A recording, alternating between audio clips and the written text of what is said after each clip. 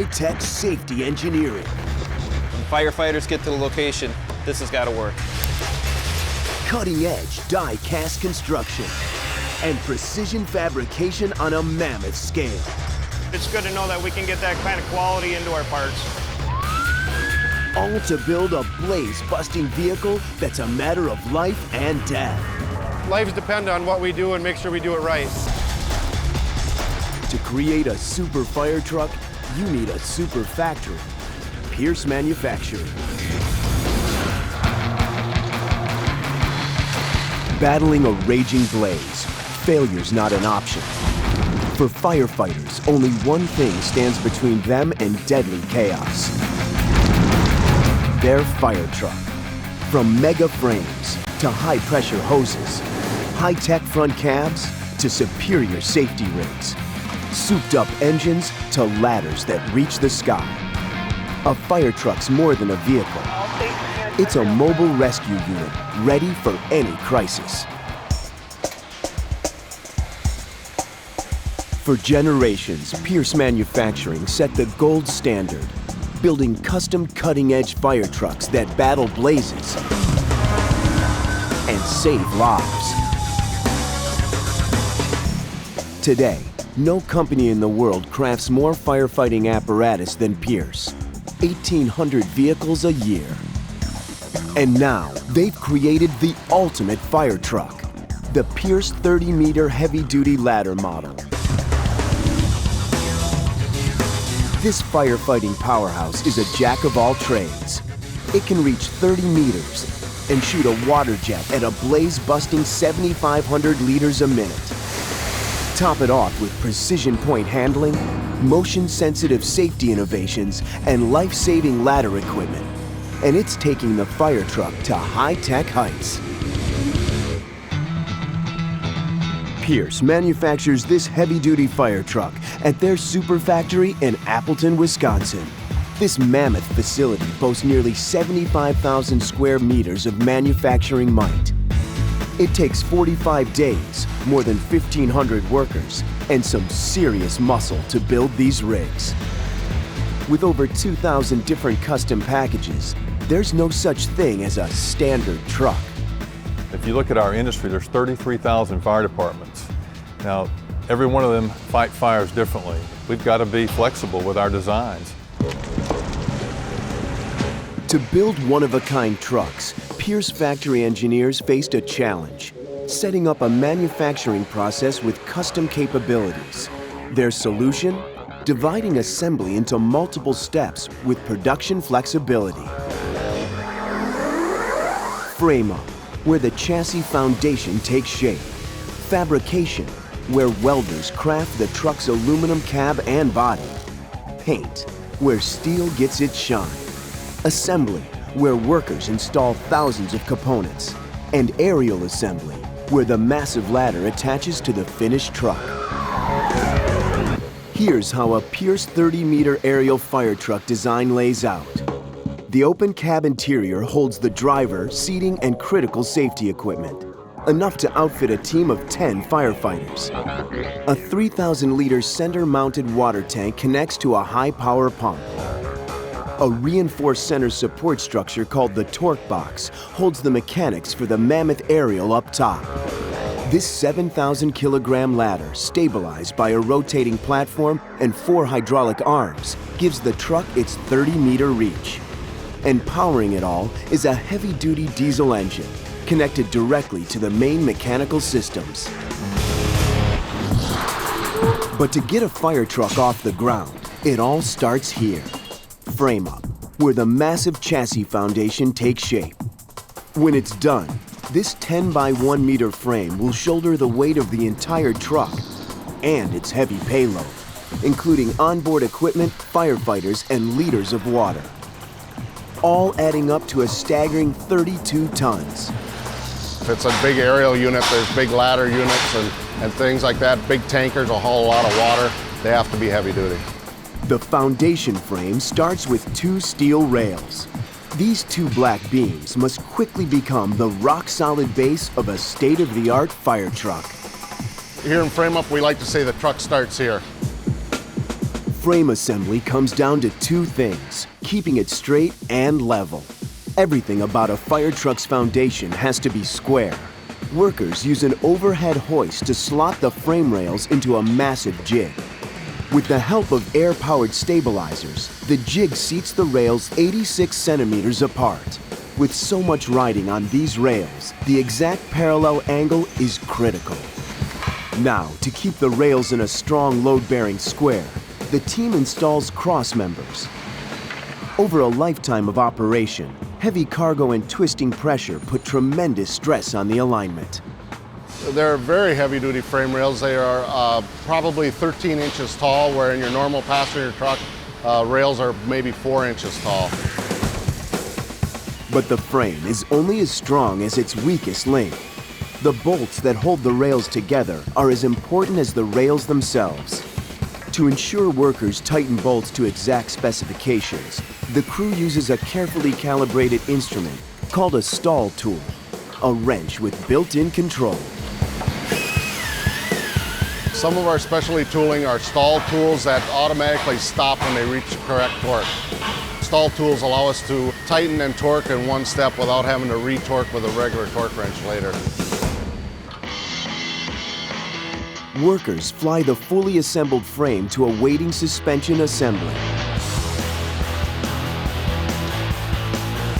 The suspension system includes the base structure for the engine, transmission, wheels, and brakes. This groundbreaking independent front suspension system's called the TAC-4. When a fire truck's on its way to a raging blaze, saving time can save lives. Compared to most trucks' standard straight axle suspension, this heavy-duty system handles more like a sports car, allowing the truck to make tighter turns and faster stops. This is the one thing that we have done in the past 20 years that I think is going to save more lives than any other safety feature that we have. The TAC-4 independent front suspension has a military pedigree. Pierce's parent company, Oshkosh Truck, first designed and built the suspension for the U.S. Armed Forces. The troops put the suspension through over 100,000 actual test kilometers in extreme off-road conditions. Thousands of military trucks are delivered daily with independent front suspension, and that's what we've captured and put into a fire truck. To build each component of the TAC-4 suspension, the Pierce team starts with a precision-engineered laser cutter. Raw steel's the heart and soul of every fire truck. First, the system carefully chooses the proper bin, depending on what it's cutting. This tower holds 10 bins of steel in total.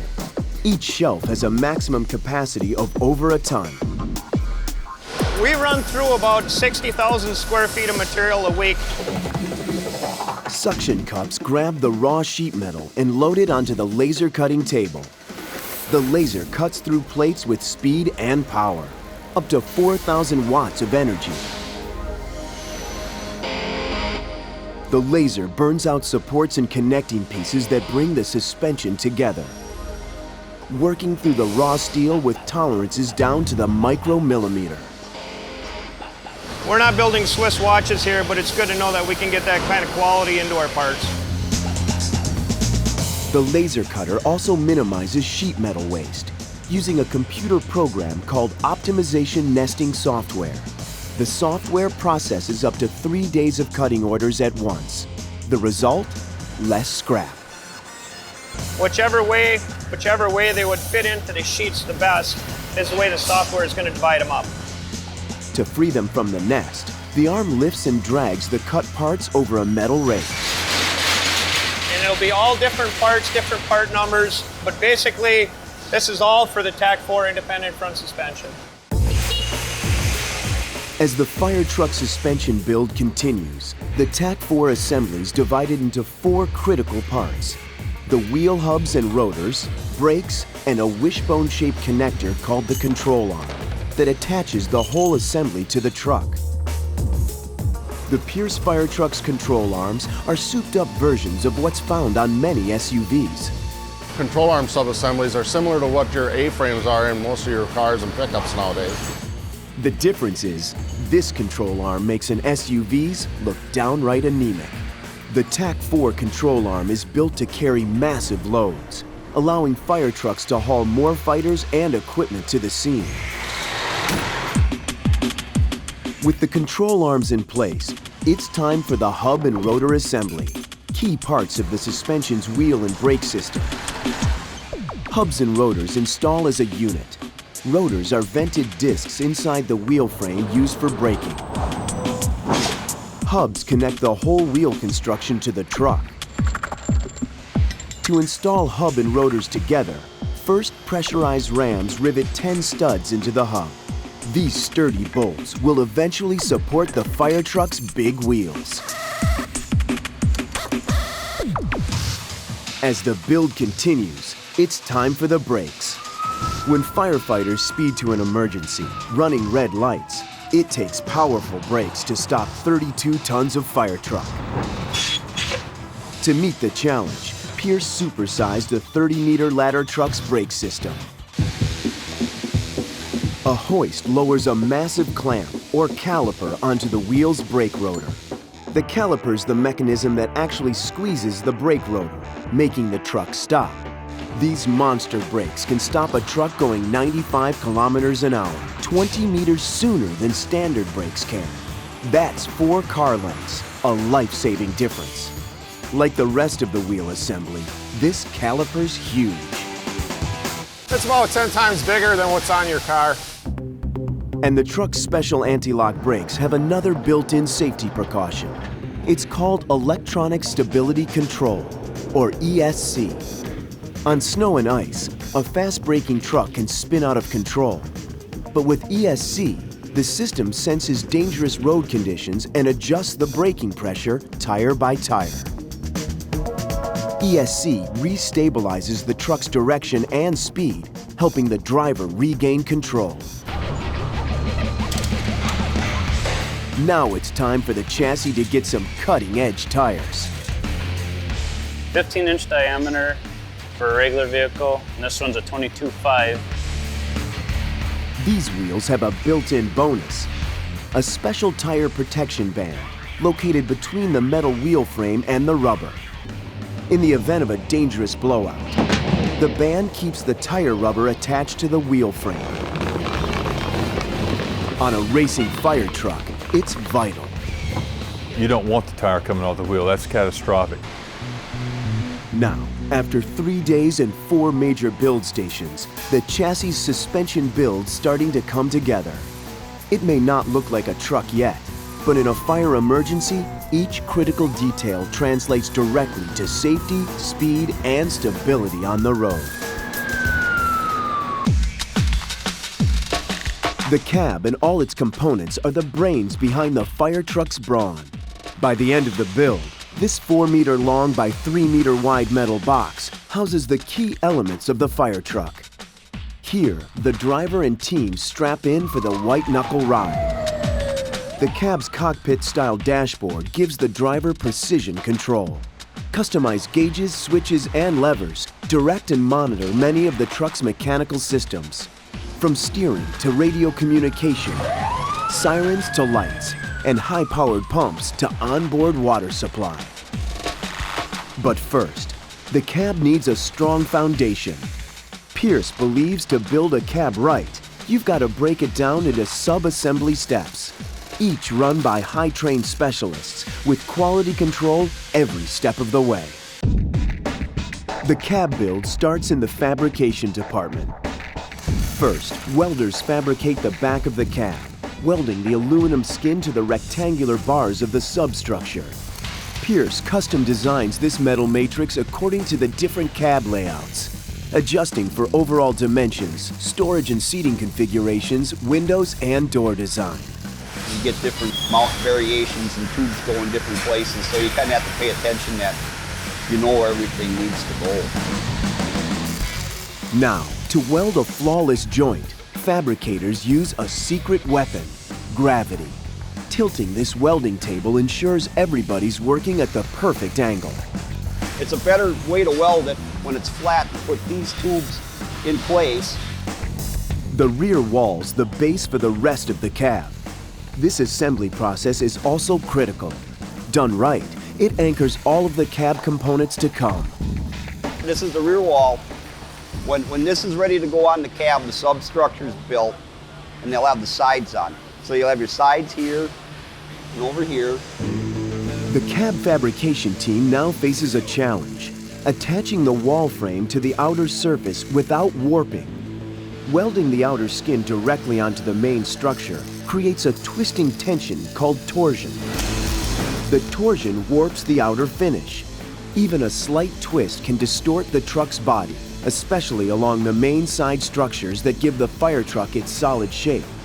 After experimenting with fixes, builders came up with a radical but simple solution: double-sided industrial strength tape. They apply the tape to the foundation supports, then attach the supports to the skin. Basically, all it does is stick the skin to the framework, because there is welding all on the interiors of the frame that sticks right on. And then once you clamp it, forget it. The welder now goes to work on the skeleton. He joins the cab's frame substructure using traditional welding techniques. Surprisingly, one part of the cab assembles with nothing more than industrial strength glue: the truck's doors. It's an innovation that cuts hours off the total build time. The unique thing about bonding doors together, there's no welds whatsoever. The door is totally bonded together. The builder applies a liberal bead of epoxy to the door components. He puts the parts into a fixture and tightens the mounts by hand. It's a two-part epoxy we use. It's very strong. Workers have just 10 minutes till the adhesive sets. For an airtight seal, they've got to go beyond hand tightening. As a series of hydraulic clamps lock the part into place, the glue's drying fast. But it all comes together, a solid airtight seal. Once finished, it's tough like a weld, joined in a fraction of the time.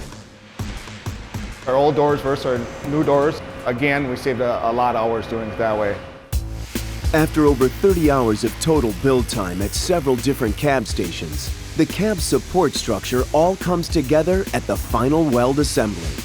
A rooftop arrives on an overhead crane, a front end, and structural supports. Fabricators on either side of the center aisle assemble cabs like three-dimensional jigsaw puzzles. Every move matters. Workers know this build and every finished fire truck has a lot riding on it. They want to ensure that when that apparatus needs to go rescue someone or save someone, it's going to perform at its highest level. But Pierce and the fire truck industry had far humbler beginnings. Bucket brigades, handheld ladders, and steam-powered pumps first became the modern fire truck in the early 19th century. When newly invented skyscrapers caught on fire, they needed high-tech trucks to put them out. Founded in 1913 by brothers Humphrey and Dudley Pierce, Pierce Manufacturing began by reconfiguring pre-made truck and bus bodies for construction and delivery. Then, in 1940, Pierce started outfitting them with firefighting equipment. Early fire truck orders were for small-town fire departments' custom trucks, built one at a time. But Pierce's first big order came in 1956. 41 firefighting trailers for the city of Minneapolis. And that was just the beginning of a firefighting revolution. Today, Pierce builds a wide range of firefighting apparatus. Their pumper trucks carry high-powered water pumps that turn fire hydrant flows into high-pressure jets. Their expandable rescue trucks become on-site command centers with computers and satellite hookups. And their aerial trucks carry firefighting teams, massive ladders, demolition, ventilation, and breathing equipment. And as the build on this custom aerial model, a Pierce heavy-duty 30-meter ladder truck heads into the next assembly stage. This empty frame's about to transform into a full-on fire truck. We pay attention to detail. For our firemen, they take great pride in their product. We take great pride in putting the product together. From raw steel to gleaming top coat, the painting process happens in 5 major steps: metal finishing, pre-treatment, primer, paint, and buffing. First, metal finishing smooths out any imperfections caused by earlier welding steps. If workers find any warp or distortion, they flatten it. They make sure each cab and chassis turns into a smooth, blank canvas. The metal finishing will take out the defects, fix any weld marks. But it's dirty work. So dirty, the metal finishing area is known as the mud room. Here, workers use a glue-like putty to even out the surface, filling in tiny crevices. A technician adds a special blue-colored chemical catalyst to the cream-colored epoxy. The blue catalyst starts a chemical reaction, hardening the putty. The finisher layers the paste onto the metal surface, spreading it out flat. For the final touch, technicians take a rotating sander to the dry epoxy. Body filler gives the ultimate finish once you get the paint on it. Now it's time for pre-treatment. This crucial process removes any dirt or outside contamination. It's really the most critical process. The paint will not stick if that process is not done correctly. The paint technician gives the naked shell a thorough wash. He uses a different chemical solution depending on what kind of material's in the booth: aluminum, galvanized steel, or stainless steel. This job's strictly hands-off. We focus hard and try to get everybody not to touch them even with their skin because of the oils in your skin. This truck's ready for a custom paint job. Working in teams of 2, technicians use compressed air-powered paint guns to spray on the high-gloss paint. There are no robots here. Pierce prides themselves on a one-of-a-kind truck with unlimited color schemes. This build step counts on the human eye and touch to get precise results. Well, we can match anything. All they have to do is bring us in a sample and we can color match whatever they want. When it comes to choosing the color of a fire truck, Pierce's 100+ color samples keep any engine company covered. The sample room's designed to inspire. And modern choices move beyond old classic red. Seminole County, Florida did a couple trucks that were this bright orange. The Forestry Service has used this kind of pea green. Hawaii likes to use this 104 yellow. We've done some for the FBI and they've had some different shades of blue with some silver. But no matter what the color, the final product has to be able to stand up to the worst extremes of any firefighting situation. To ensure a durable finish, an 80-degree oven cures the paint for a full 2 hours. Next, the painted cab and chassis head here, where technicians buff and shine the surface. A trained finish painter scours the surface under bright lights, looking for any blemishes. Some are small little specks of dust, some stuff after it painted settled on it when it was in the oven. Even the tiniest imperfection gets a fast fix. Teams sand, buff, and shine away all glitches. They won't stop until it's truly a flawless finish. It's now time for the main assembly line. Here, the fire truck starts to come together with some of the most critical component installations. Teams assemble all the finished parts, from frame-up, fabrication, and paint. But the next build step gives this fire truck major muscle: the engine. Diesel engines are the driving force behind every fire truck, sending power to built-in hydraulic generators that run the aerial devices, lights, and other critical parts.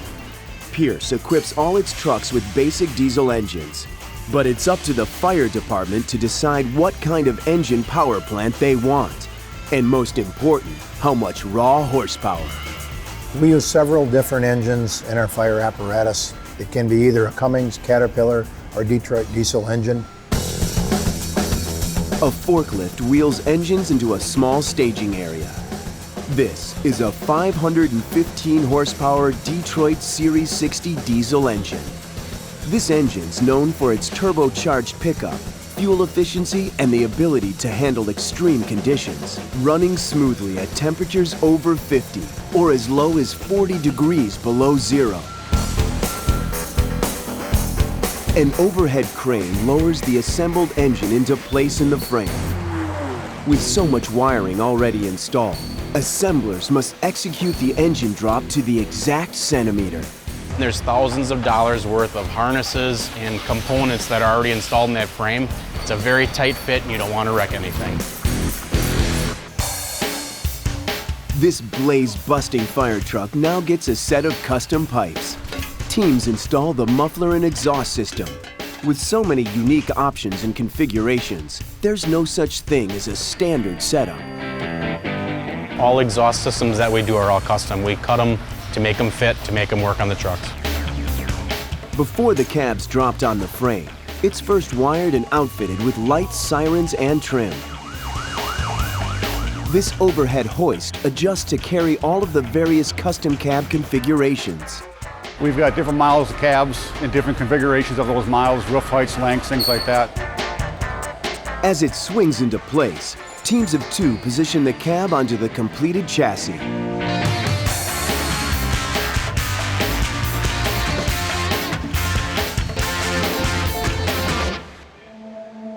But above all else, one thing sets this truck apart from the pack: safety equipment. The second leading cause of firefighter deaths is traffic accidents. For Pierce engineers, it all comes down to fighting back against the worst accident of all, a side roll. The momentum of a skidding side roll causes the wide load of a fire truck to overturn, crashing onto its side. 60% of all traffic deaths involve a side roll. Pierce fought back against side rolls and other accidents with a motion-activated high-tech safety defense system. Each of its automated seatbelts, retracting seats, and airbags respond to dangerous tilting or skidding in nanoseconds. When a firefighter is going to the scene, the adrenaline is flowing, there's a lot of things going through the mind of what they're going to do when they get there. The last thing they need to be worried about is the occupant safety of that vehicle. In the truck assembly process, safety starts with the seat system. A technician installs the unique PS6 model seat and seatbelt unit. Unsecured occupants can suffer neck-breaking impacts, but this smart system reacts in an emergency. First, the belt tightens around the occupant. Next, the seat drops to its lowest position, giving the firefighter maximum headroom. The PS6 seats in the rear of the cab also contain the firefighter's lifeline, his breathing equipment. Seated firefighters can easily strap on a stowed air tank while still in the truck. The motion-activated brackets lock the tank safely in place. But when a firefighter needs to go, they can easily slide the breathing rig out. A cab assembler installs the side curtain. Without these inflatable airbags, metal walls become deadly points of impact. In the event of a side roll, the inflatable tubular structure, or ITS, triggers in moments. The bag stays inflated for 10 seconds, cushioning the occupant throughout the entire accident. Lastly, the cab assemblers tighten the cab to the chassis and make all the electrical connections.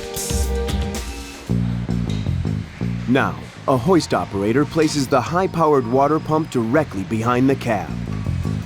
The pump will get fully hooked up and outfitted later on, once the truck body and water tank are completely installed. Next, it's time for the rock-solid spine of the entire fire truck, the torque box. Fully equipped, this black box protects all the electrical wiring and hydraulics for the aerial ladder.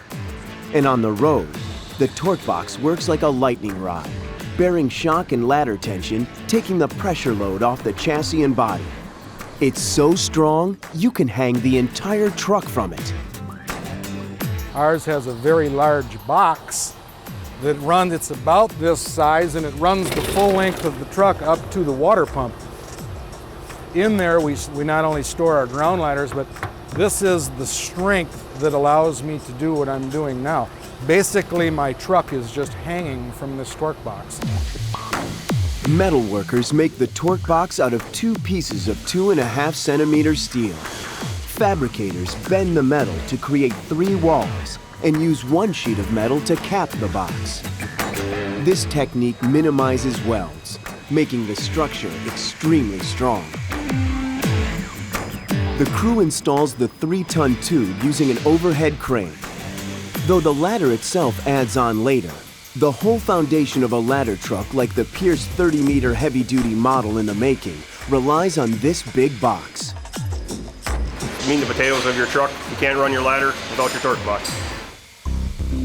And for fire departments across the country, a ladder truck like this one is often the most critical vehicle in their fleet. As they extend up out of the torque box, aerial ladders have to stand up to frame-busting stress. Lifting up 30 meters, carrying a 450-kilogram payload, including firefighters, excavation tools, and rescue and breathing equipment. In the chaos of a raging fire, state-of-the-art aerial ladder rigs like Pierce's are lifesavers. They're so important, fire departments conduct ladder tests to make sure their rig's always in perfect working order. So what we're doing is we're just simulating that we've got a fire on the top floor. We're going to try and ventilate this thing, make it easier for the firefighters to get into. In this test, San Diego, California's Fire Department Station 11 extends 4 ground stabilizing arms, called outriggers, and raise the ladder to the top of an 8-story high-rise. The goal is to set the ladder about 15 centimeters from the roof line, avoiding the jutting, potentially unsound roof edge. In a situation like this, what it's going to be is we're going to use this ladder to get people down. Not necessarily from the roof, but from the patios or from their rooms, if possible. When these firefighters need to heat things up even further, Station 11 ladder truck teams come here, an ex-naval training facility turned firefighter and fire truck test ground. We simulate boat fires, tanker fires, car fires, structure fires, even some wildland stuff. It's an outstanding tool. A closed-room fire test is underway. Ladder truck teams swiftly mount the 30-meter ladder, moving to the roof to ventilate from above. The lead man first sounds the structure to make sure it's safe. Roof sound! To avoid a fatal collapse, the Station 11 ladder team stays along the edges of the roof. Moving across the roof is called going cross-country, and it can be the fastest but most dangerous route to take. I'm checking the roof to see where the hot spots are.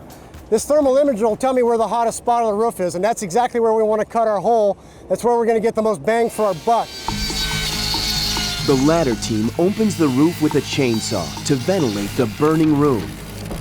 Ventilating lets in cooler air, releases scorching heat, and helps clear toxic, visibility-impairing smoke. But once the holes are cut, the team needs to get off the unstable roof fast. This is no place that you want to be. It's probably one of the most dangerous things that we do. So our SOPs are, as soon as we get that hole cut, we're off the roof. The only way off the roof is with the aerial truck. Its reach and reliability are a matter of life and death. If we can't depend on that rig, then that's our lifeline, so to speak. So it's very important that we have a rig that's very dependable. And now at the Pierce factory, this aerial truck workhorse is ready to move on to the next build phase. The bells and whistles that give it firefighting finesse. It's time for this road warrior to get dressed. All the firefighting bells and whistles.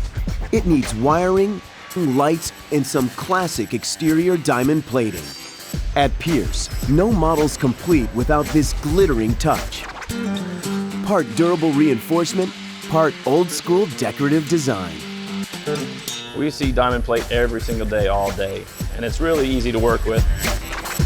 Diamond plating's tough metal protection's made from formed aluminum. It stands up to years of abuse, But with a little elbow grease, Diamond Plate's brilliant shine also lives up to its name.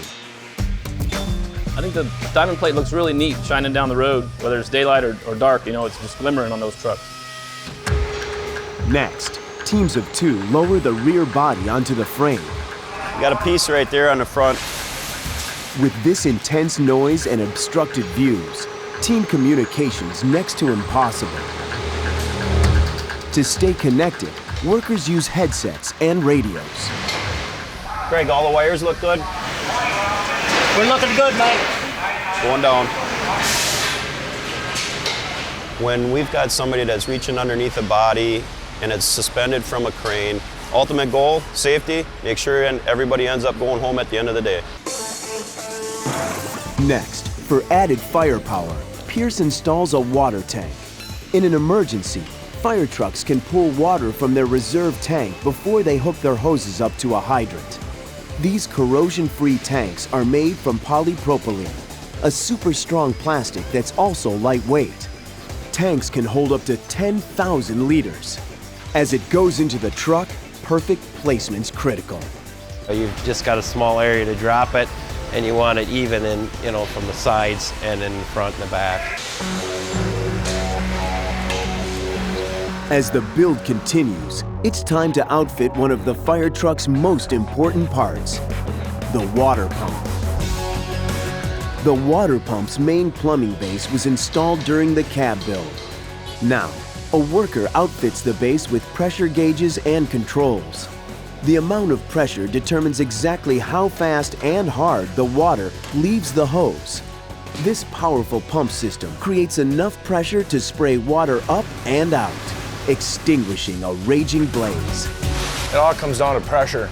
You need pressure in order to get the water to the supply where the fire is. The pump panel and all its gauges are mission control for a firefighter's water discharges.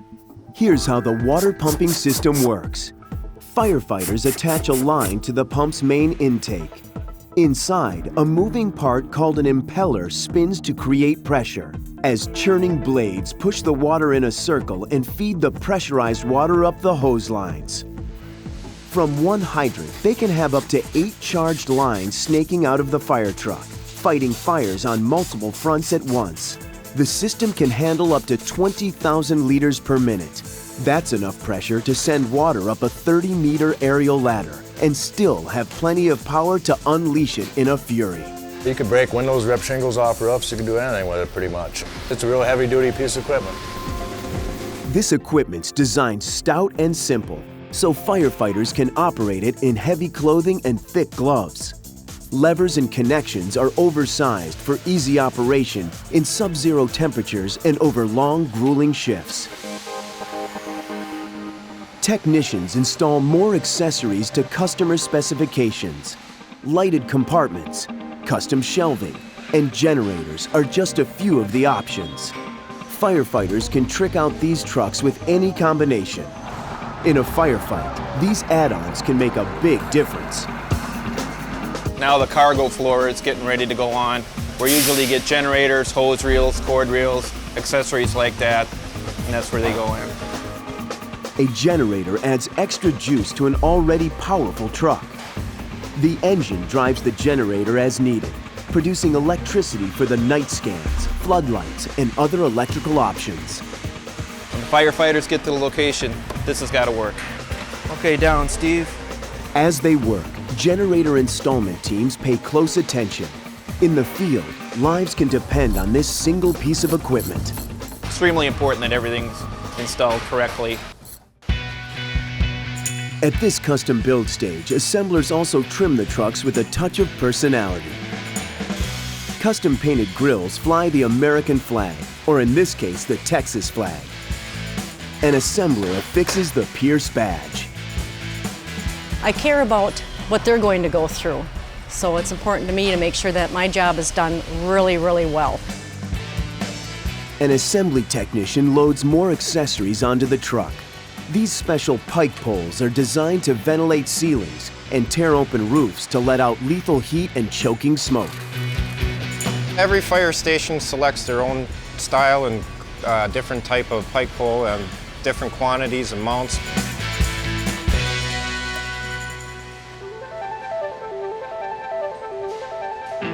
Pike poles are some of the tools Pierce specifically installs at their factory. But Pierce engineers have to make sure there's ample room for fire departments to load up their ladder trucks with everything they'll need for any emergency. Aerial models like the heavy-duty 30-meter fire truck are specifically designed as mobile cubbyholes, with secure storage compartments for life-saving tools and equipment located throughout the truck. The trucks are nicknamed the Big Red Rolling Toolbox because that's what they are. They're a bunch of tools, the ladder for aerial observation, also aerial firefighting capabilities, but they have all the tools. And the same heavy-duty aerial fire trucks must cope with emergencies beyond burning blazes. This highly trained firefighting team tackles ocean rescues, car accidents, and medical crises. It's a chainsaw. It's a rescue saw. We can use this for forcible entry. In the next compartment here, we have our rope. We have our ground ladders. We're always on the ready. Everything's here that we need for any type of call. At the Pierce factory, our heavy-duty aerial truck has its critical inside components. It's ready for the mammoth part that gives it its name. At Pierce, fire truck graphics add character to custom rigs. No image request is too small or big. From long-standing traditions to rolling tributes to fallen firefighters, fire departments can leave their unique mark. The graphics department at Pierce works like a candy store. It's fun, and it's always something different. It all starts with a design. Graphic designers use standard templates and their own creativity to build the complete graphics package. The designer then outputs the custom image on a thermal resin printer. This resin works like a life-size decal. Artists finish their detailed work on the decal here, then affix it to the truck later on. It allows them to finesse and refine without making potential mistakes on the truck itself. The Pierce graphics team uses a process called gold leafing, an expensive and challenging craft that takes finesse at every step. The artist first applies 23-karat gold leaf to adhesive-coated lettering, tapping off the excess gold. The pricey paper comes in 3.5 by 3.5 inch sheets. One small box can cost as much as $800. And here, nothing goes to waste. We sent it in last time, 6 garbage bags full, and we got $11,000 for it, so it is worth cleaning up. Next, the artist gives the gold added texture. The gold leaf bonding agent sets quickly, so the artist must swirl the metal fast as possible using a small cotton pouch. Too little pressure and the gold won't swirl. Too much pressure and it comes off. Finally, the experienced team outlines everything with a steady hand. We hear a lot of times, we could never do that. How do you do that? Well, we could never run into a burning building and pull someone out. That's just not our knack. They have a lot to be proud of, and they put a lot of that into their design and to their fire truck. So to be able to help them bring that to light is really something special and something we take pride in. The design decal's ready at last. A graphics applicator affixes the handmade artwork. It's a melding of old tradition and modern technology. It's traditional gold leaf. It's absolutely, positively the exact same product that the old gold leafers were doing by hand right on the truck 50 years ago.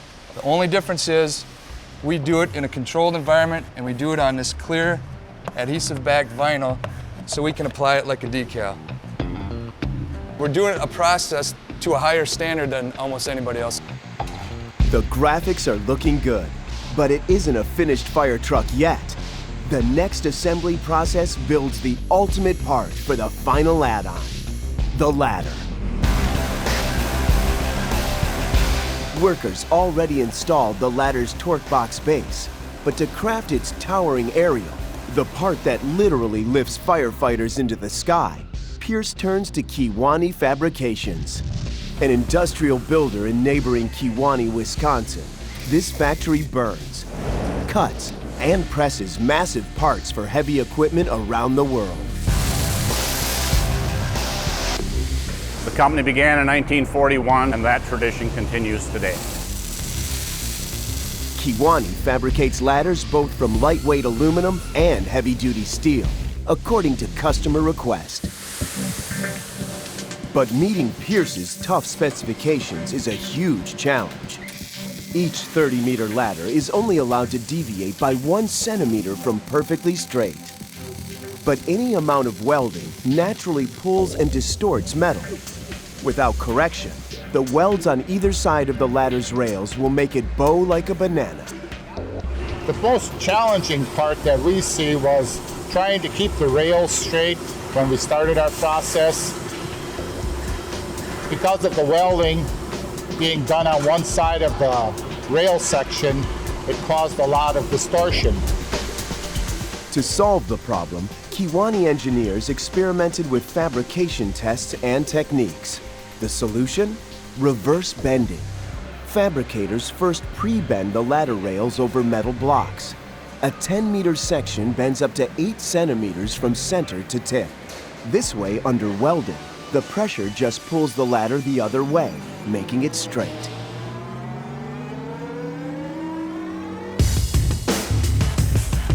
The next build step at Kewanee is the aerial turntable. This turntable is the ladder's base unit, a rotating pedestal. Inside, the ladder nests in 3 sections. In a fire, hydraulic cables extend the ladder sections upwards. And operators can rotate the turntable in any direction, placing the ladder with pinpoint precision. To craft the turntable, metal assemblers fabricate the platform from 4-centimeter thick pieces of steel. With such heft, a standard weld won't cut it. It takes multiple steps. You can't really do that in one pass efficiently and have the strength that it should have, so you end up layering it. There's about 8 passes in there to get that 3/4-inch weld. Lastly, teams paint and inspect the fabricated aerials and send them off to the main assembly. It's time to attach them to the fire truck itself. At the Pierce final assembly area, crews outfit the ladders with life-saving equipment. Workers mount extension and retraction cables, hydraulics, electrical wiring, portable breathing air, and waterways. Pierce's heavy-duty aerials like this one lead the industry with 700-kilogram load capacities. They can also stand up to 80-kilometer-an-hour winds while shooting water at a blaze-blasting 3,500 liters a minute.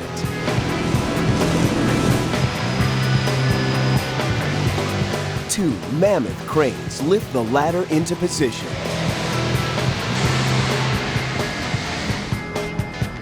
The team carefully connects the 7-ton aerial to a round anchoring hub called a pin. As operators line up the unit, they've got mere centimeters to work with.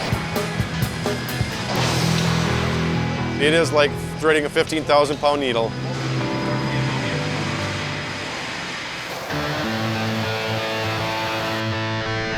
At last, after nearly a month and a half of robotics technology, tireless labor, dozens of workers, and assembly finesse, the Pierce 30-meter heavy-duty ladder truck's finished. It's ready for a station house to put it to the real test, battling a blaze.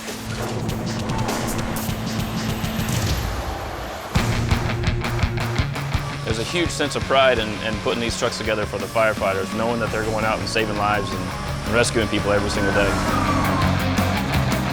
It's a super fire truck, a life-saving rescue rig on wheels.